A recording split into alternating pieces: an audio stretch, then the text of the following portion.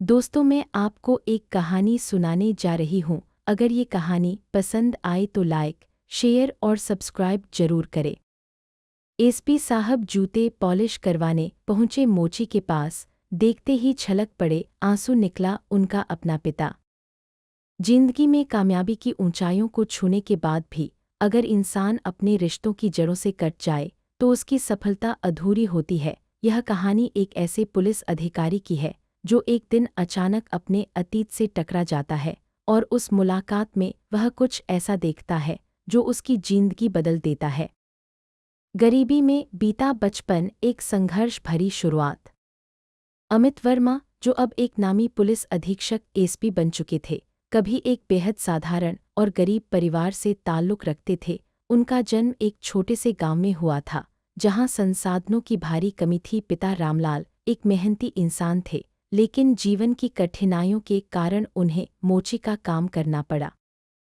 अमित ने जब होश संभाला तब तक उन्होंने अपने पिता को दूसरों के जूते चमकाते हुए देखा। उनका मन हमेशा यह देखकर दुखी होता था कि लोग उनके पिता से कैसा व्यवहार करते थे। कुछ लोग उनका सम्मान करते थे तो कुछ उन्हें नीची नज़रों से देखते थे, लेकिन उनके पिता ने हमेशा मेहनत और ईमानदारी से काम करने की सीख दी।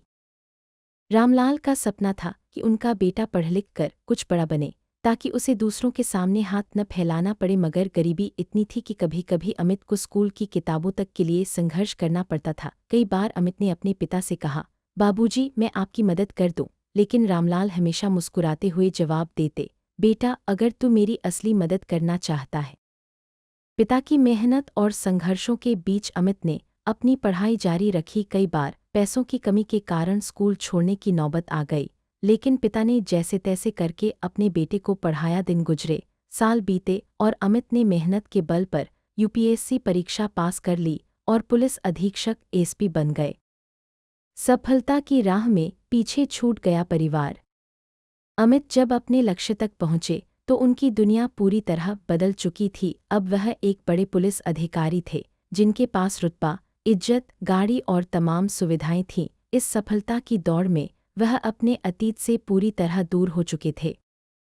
उन्होंने सालों से अपने पिता को नहीं देखा था। शहर की व्यस्तता और जिम्मेदारियों के बीच उन्होंने कभी सोचा ही नहीं कि उनका पिता अब किस हाल में है। वह यह मान चुके थे कि उनके पिता अब कहीं आराम की जिंदगी बिता रहे होंगे, लेकिन किस्मत को कुछ और ही मंजूर था।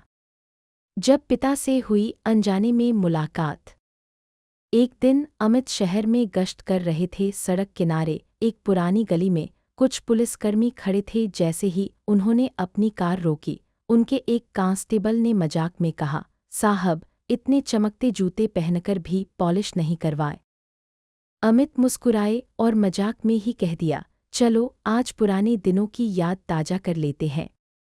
उन्होंने सड़क किनारे बैठे एक बुजुर्ग मोची के पास जाकर अपने जूते आगे बढ़ा दिए। वह झुकी हुई कमर, कांपते हाथ और बूढ़ी आंखें, जो दिन रात मेहनत से थक चुकी थीं, जूतों को चमकाने में जुट गईं।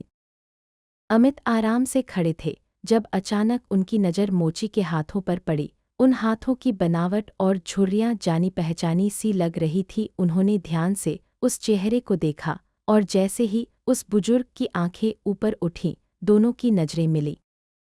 वो मोची कोई और नहीं बल्कि अमित के अपने पिता रामलाल थे।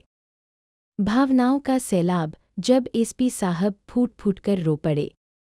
पिता को इस हाल में देखकर अमित के पैरों तले जमीन खिसक गई। उनका पूरा शरीर कांपने लगा और आंखों में आंसू छलक पड़े। यह कैसे हो सकता था?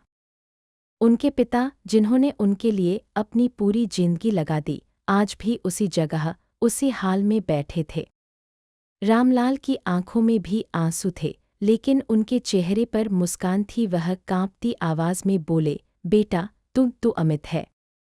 अमित ने तुरंत अपने घुटनों पर बैठकर उनके पैरों को पकड़ लिया। फूट फूट कर रोते हुए बोले, बाबूजी, आपने मुझे क्यों नहीं बताया? आप यहाँ इस हाल में क्यों हैं?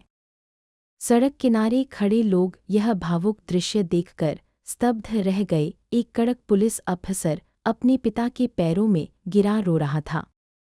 रामलाल ने बेटे के सिर पर हाथ रखा और बोले, बेटा, मैंने तुझसे कभी कुछ नहीं मांगा, मुझे तेरा नाम रोशन होते देखना था और आज तुझे इस वर्दी में देखकर मैं दुनिया का सबसे खुश इंसान हूँ।